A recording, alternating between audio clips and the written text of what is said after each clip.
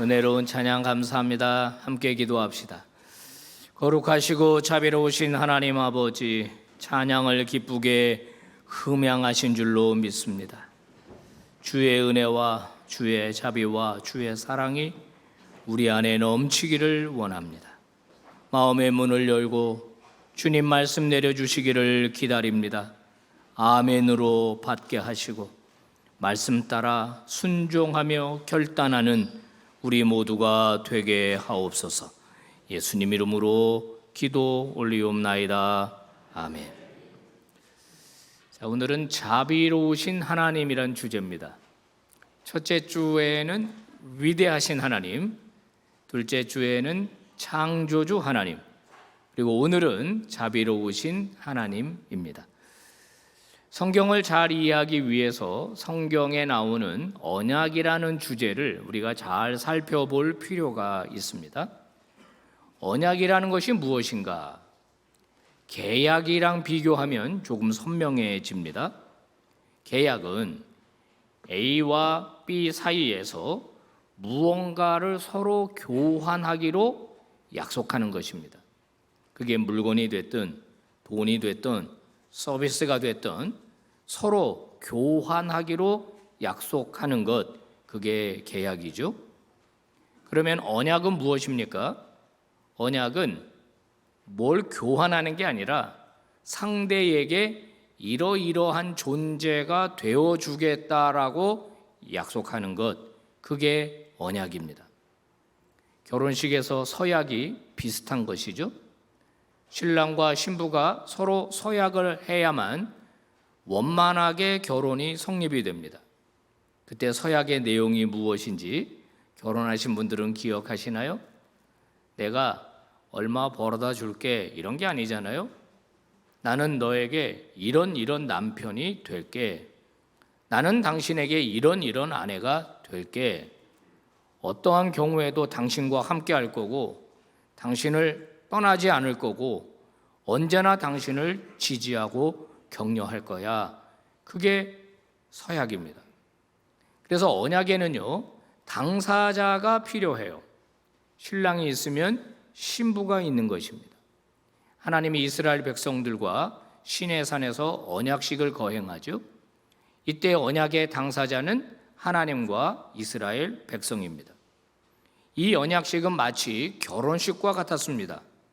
하나님은 그들에게 내가 너희들의 하나님이 되어주겠다 약속하셨고, 이스라엘 백성은 우리는 하나님의 백성으로 살겠습니다, 이렇게 약속을 했습니다. 엄밀하게 말하면 시내산 언약이라고 하는 것이 있기 전에 이스라엘은 하나님의 백성이라고 말하기가 어렵습니다. 언약식을 통해서 하나님의 백성으로 그들이 인정을 받게 된 것입니다. 하나님의 백성이라면 하나님의 백성답게 살아야 하지 않습니까? 어떻게 살면 될까요? 그 규범이 바로 율법이라고 하는 것이고, 그 율법의 상징이 바로 십계명 두 돌판이 되는 것입니다. 모세는요, 이 십계명 두 돌판을 받기 위해서, 율법을 받기 위해서 높은 시내산으로 올라갔습니다. 그곳에서 무려 40일간을 지내게 됩니다. 그런데 기다리는 이스라엘 사람들 입장에서는 40일이 지났는데도 내려오지 않으니까 모세가 죽은 걸로 생각했습니다. 그래서 아론에게 찾아가서 우리는 보이지 않는 하나님은 필요 없다, 보이는 신을 만들어 달라. 그래서 금송아지를 만듭니다. 그리고 하나님의 방법으로 예배하는 것이 아니라 이교도의 방식으로 금송아지를 섬기면서 뛰놀면서 축제를 벌였습니다. 이것은 심각한 잘못이죠. 오늘 결혼하고 내일 바람을 핀 사람과 같습니다. 하나님은 다 보고 계셨어요. 하나님만을 섬기기로 언약식을 행한 이스라엘이 바로 금송아지를 섬긴 것은, 이것은 있을 수 없는 일이고 엄격한 반역 행위입니다. 하나님은 너무나 진노하셨죠? 너무나 화가 나셨습니다. 그들은 구원받은 백성입니다. 하나님이 어떻게 구원하셨습니까? 그들을 위해서 이집트에 어떻게 행하셨습니까? 그런데 그런 하나님을 버리고 우상을 섬겼습니다. 이들에게 남은 것은 이제 진노밖에는 없습니다. 여러분, 하나님께서는 모세에게 빨리 내려가라 그랬습니다. 너 빨리 내려가라. 쟤네들 지금 사고 치고 있다. 그래서 모세가 내려왔는데 정말 너무 황당한 모습을 보게 된 겁니다. 모세가 너무 분노해가지고 하나님께 받은 십계명 두 돌판을 집어 던졌습니다. 부셔졌겠죠. 깨져버렸겠죠. 돌판만 깨진 게 아니라 하나님과 이스라엘의 관계도 깨져버렸습니다. 하나님은 너무 분노하시면서 이 백성들 실망하시면서 다 진멸해버리겠다. 모세야, 니네 패밀리로 다시 시작하고 싶다. 이런 말씀까지 하셨어요. 그리고 가나안 땅에 내가 함께 가지 않겠다. 이렇게 말씀하셨습니다. 하나님과 이스라엘의 관계가 완전히 깨져버리게 된 것입니다. 성도 여러분, 그리스도인은 하나님과 관계를 맺으며 살아가는 사람들입니다. 하나님과의 관계는 어떻습니까? 여러분 괜찮으십니까? 혹시 생각해 보신 적은 있으실까요?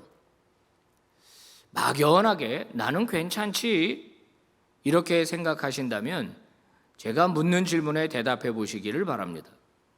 여러분, 지난 일주일 동안 여러분의 마음속에 하나님이 주신 말씀이 얼마나 영향력을 끼쳤나요?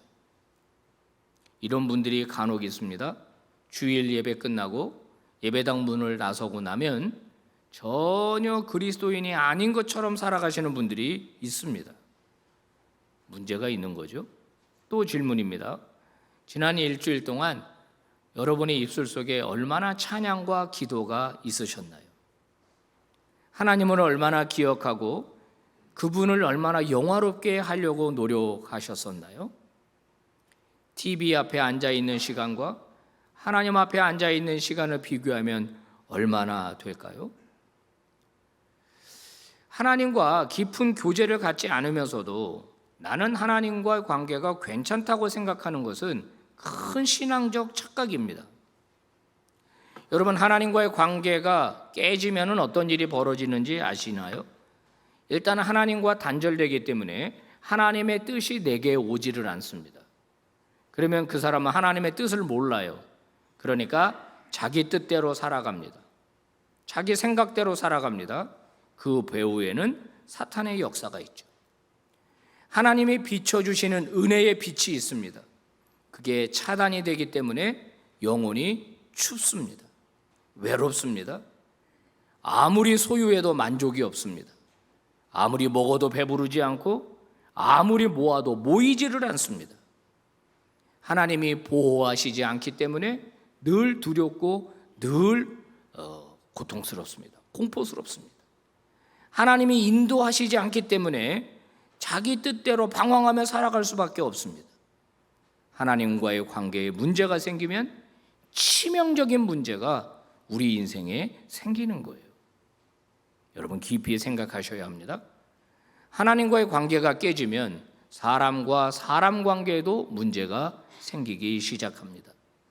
하나님의 은총이 우리 안에 없기 때문에 자연스럽게 다툼, 반목, 미움, 질투, 분열, 싸움이 일어나게 됩니다. 이런 것들이 독보소처럼 자라나게 되기 때문에 부부관계, 부모관계, 자녀관계, 친구관계, 이웃관계에 전부 다 균열이 일어나요. 여러분, 이것은요 하나님이 원하시는 게 아닙니다. 하나님이 그걸 원하시지를 않아요. 우리가 그렇게 하는 겁니다. 우리가. 하나님과의 관계에 문제가 생기면 결국 근본적인 문제가 인생에 생길 수밖에 없는 것입니다. 오늘 이스라엘이 그렇게 된 거예요. 그런데 오늘 1절, 2절을 보니까 하나님께서 모세에게 다시 십계명을 적어줄 테니 돌판을 만들어 와라 이렇게 말씀하세요. 같이 읽어볼까요? 다 같이 시작. 여호와께서 모세에게 이르시되 너는 돌판들을 처음 것과 같이 다듬어 만들라. 내가 깨뜨린 처음 판에 있던 말을 내가 그 판에 쓰리니 아침까지 준비하고 아침에 시내산에 올라와 산 꼭대기에서 내게 보이되. 하나님께서 모세에게 다시 돌판을 만들어 와라 라고 명령하신 이유는 다시 이스라엘과 관계를 회복하시겠다는 뜻입니다. 깨진 관계지만은 하나님께서 다시 기회를 주시겠다.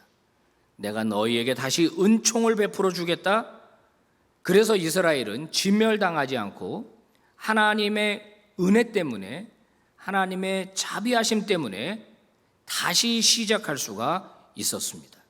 이때 하나님은 자신이 어떤 분인지를 모세를 통하여 알려주시는데요. 6절과 7절입니다. 시작. 여호와께서 그의 앞으로 지나시며 선포하시되 여호와라 여호와라 자비롭고 은혜롭고 노하기를 더디하고 인자와 진실이 많은 하나님이라.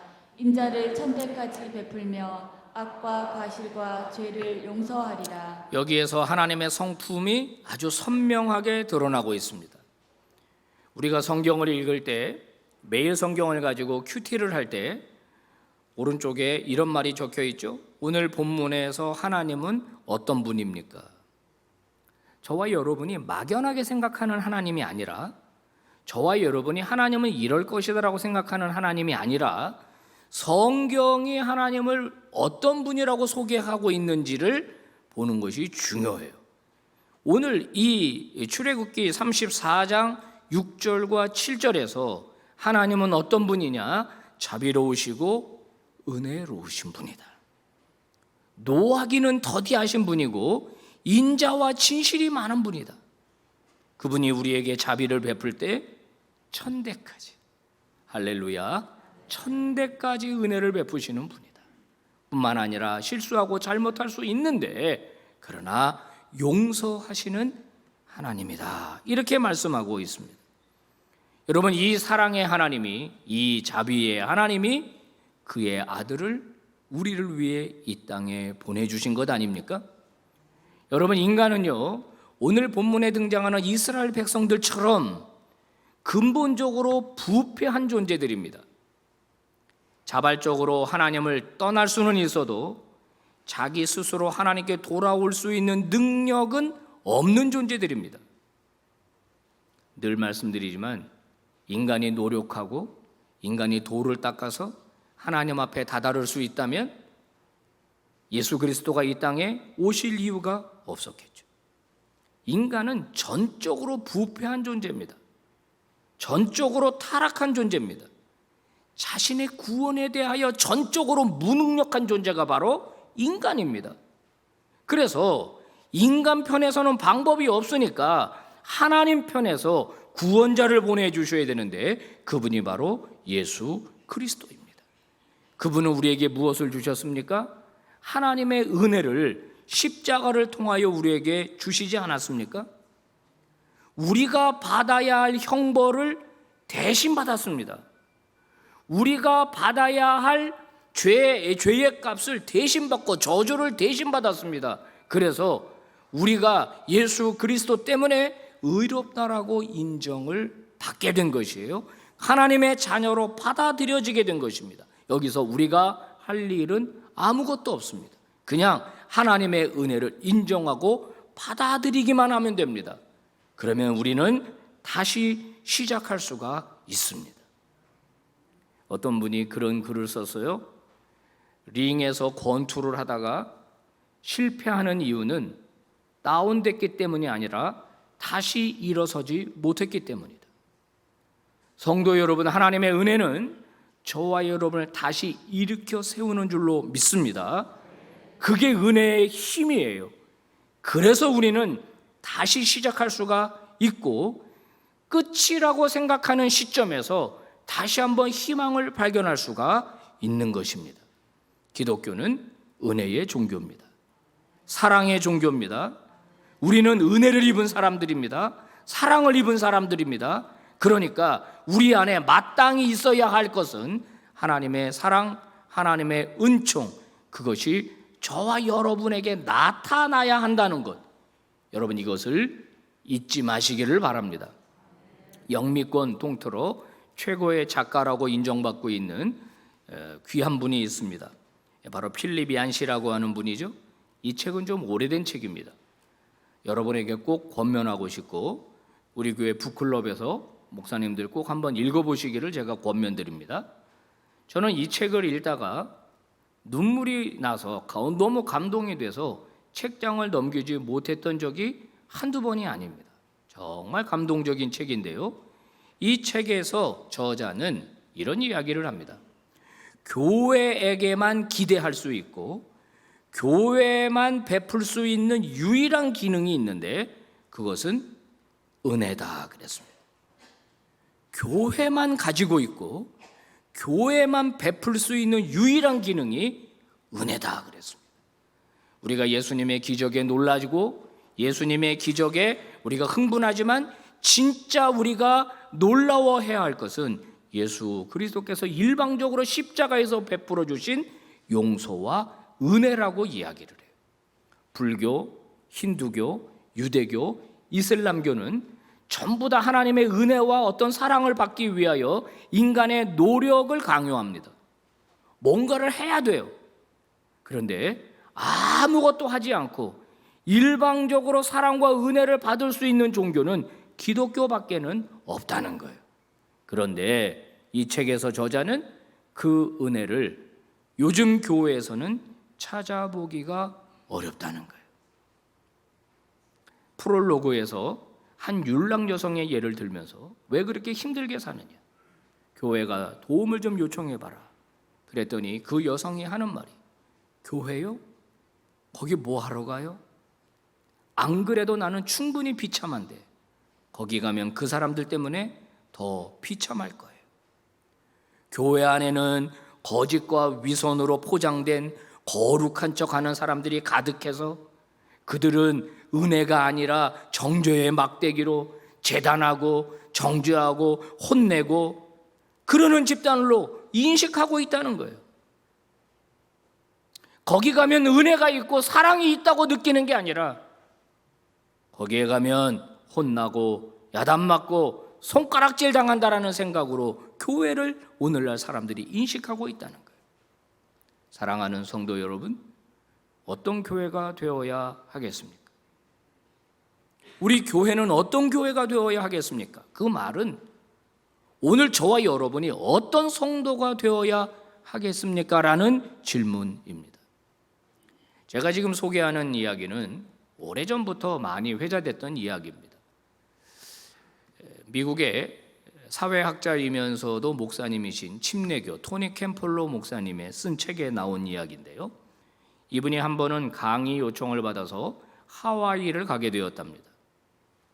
자, 숙소에 들어갔는데 시차 때문에 새벽 3시에 잠이 깼다는 거예요.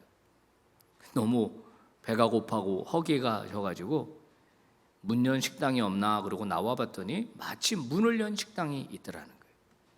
3시 반쯤에 그 식당에 들어가서 음식을 주문하고 앉아있는데 갑자기 문이 열리면서 왁자지껄 여성들 서너 명이 들어오더랍니다. 딱 보아도 옷차림이 거리의 여성으로 인식이 되더라는 거예요. 옆 테이블에 앉아서 막 떠드는데 그 중에 아그네스라고 하는 여성이 말하기를, 야, 나 내일 생일이야. 39번째 생일이야. 그랬더니 친구들이 욕을 섞어가면서 어쩌라고? 왜? 뭐 생일 잔치 해줄까? 케이크 받고 싶냐? 우리가 그런 뭐 생일 같은 거 언제 챙겼냐? 그러면서 막 비아냥거리더래요. 그러니까 이 여성이 겸연쩍어 하면서 뭐 그냥 그렇다고 그냥 그러고서는 웃고 떠들고 커피를 마시다가 또 우르르 나가더랍니다. 이 목사님이 가만히 있는데 불쌍한 생각이, 치근한 생각이 들더라는 거예요. 그래서 이 식당 주인에게 제안을 합니다. 저 여자들이 매일 옵니까? 그랬더니 매일 이 시간이면 온다 그러더래요. 그러면 그 아그네스라는 그 여성 위해서 우리 조촐한 생일 잔치 한번 해줍시다. 비용은 내가 다 되겠습니다. 그랬더니 주인도 흔쾌히 그렇게 하자고. 그래서 케이크를 준비하고 촛불을 준비하고 폭죽을 준비하고, 그리고 이제 그 다음날 새벽 3시 반을 기다립니다. 문이 열리고 또 그 여성들이 왁자지껄하면서 또 식당 안으로 들어왔을 때 갑자기 Happy birthday to you, Happy birthday to you, 폭죽을 팍 터뜨리면서 이제 케이크를 줍니다. 너무 놀란 이 아그네스가 눈물을 흘리면서 감동을 합니다. 제 생애에 이런 일이 있을 줄 몰랐습니다. 얼른 촛불 끄라고 촛불을 확 껐습니다. 근데 이제 아그네스가 그러는 거예요. 이 생일 케이크 집에 좀 가져가면 안 되겠냐고. 오래 두고 보고 싶다는 거예요. 오래 두고 이 감격을 기억하고 싶다는 거예요. 얼른 가져가라고 싸줬습니다. 그리고 아그네스가 나가니까 이 약간 분위기가 싸해졌습니다. 그러니까 이 토니 캠펄러 목사님이 우리 아그네스를 위해서 한번 기도할까요? 그랬더니 다 그러자고. 그래서 기도를 합니다. 그녀를 위해서 따뜻한 기도 해주고 예수님의 이름으로 기도합니다. 아멘 하니까 식당 주인이 아니 목사님이셨어요? 아니요, 어느 교회에서 목회하세요? 아, 목사님이셨구나. 이 토니 캠펄러 목사님이 장난기가 좀 있었던 모양입니다. 저는 새벽 3시 반에 창녀들을 위해서 생일 파티 해주는 교회 목사입니다.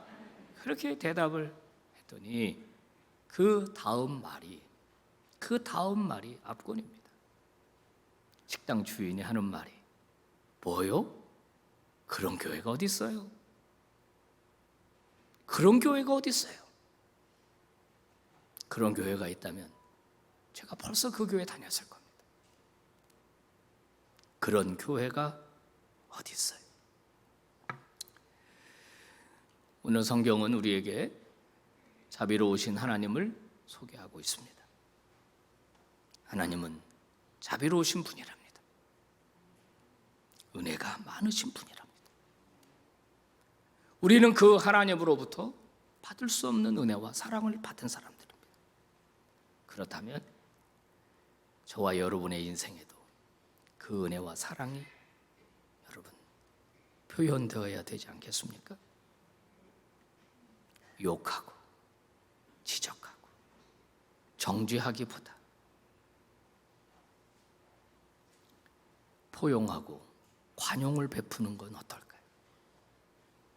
작은 허물이라도 들추고 동네방네 소문내지 말고 조용히 덮어주면 어떨까요? 그게 하나님의 은혜 아니겠습니까? 첫 번째 돌파는 하나님이 직접 만드셨기 때문에 금방 만들었을 것 같습니다. 두 번째 돌파는 꽤 많은 시간이 걸렸겠죠. 무슨 말입니까? 깨진 관계를 회복하려면 그만큼 시간이 많이 걸립니다. 깨진 교회가 회복되려면 그만큼 많은 시간과 에너지가 들어갑니다. 하나님과의 관계를 회복하려면 수많은 눈물과 회개가 동반되어야 합니다. 잃어버리고 회복하지 못하는 어리석음을 반복하지 않기를 주의 이름으로 축복합니다. 그런데 무엇을 위한 회복이냐? 모세에게 돌판을 만들어 오라고 하신 것은 목적이 있습니다. 거기에 하나님의 말씀을 적어주기 위함이에요. 그 말씀을 그 공동체가 영원히 간직하며 살게 하기 위함이에요. 오늘 저와 여러분이 하나님과의 관계를 회복하려고 한다면 무엇을 위한 회복인가? 부자? 돈 많이 버는 거? 출세? 그게 아니라 우리 마음의 돌비에, 신비에 하나님의 말씀이 새겨지게 하기 위함입니다. 그 하나님의 말씀은 무엇입니까? 하나님 사랑 그리고 이웃 사랑입니다. 하나님의 자비와 하나님의 은혜를 저와 여러분의 가슴 속에 새겨주기 위해서 하나님이 관계를 회복하자고 하신 것입니다. 사랑하는 성도 여러분, 우리 인생이 얼마 남았는지 모르겠습니다. 더 많이 사랑하시기를 바랍니다. 더 많이 용서하시기를 바랍니다. 더 많이 포용하시기를 바랍니다. 그럴 때 우리를 통해서 자비로우신 하나님이 이 땅에 나타나게 되실 것입니다. 오늘 우리에게 주신 말씀 같이 봉독합시다. 시작. 여호와라 여호와라 자비롭고 은혜롭고 노하기를 더디하고 인자와 진실이 많은 하나님이라. 인자를 천대까지 베풀며 악과 과실과 죄를 용서하리라. 아멘. 기도하겠습니다. 거룩하신 하나님 아버지, 고맙고 감사합니다. 우리의 가슴 속이 왜 이렇게 메마른지 모르겠습니다. 왜 이렇게 척박한지 모르겠습니다. 조금만 건드려도 화를 내고 작은 것에 아둥바둥하고 내게 조금이라도 잘못한 사람을 그냥 넘어가지 못하는 저희들입니다. 내 잘못은 그냥 용서받기를 바라면서 내게 잘못한 사람들은 놓아주지 못하는 저희들입니다. 여호와는 인자와 긍휼이 많으신 하나님이라고 했는데 그런 하나님을 섬기는 저희들에게 그 인자와 사랑과 긍휼이 보이지를 않습니다. 오늘 말씀을 통해 다시 한번 깨우쳐 주시니 감사를 드립니다. 저희들의 가슴 속에 주의 은혜를 채워 주시옵소서.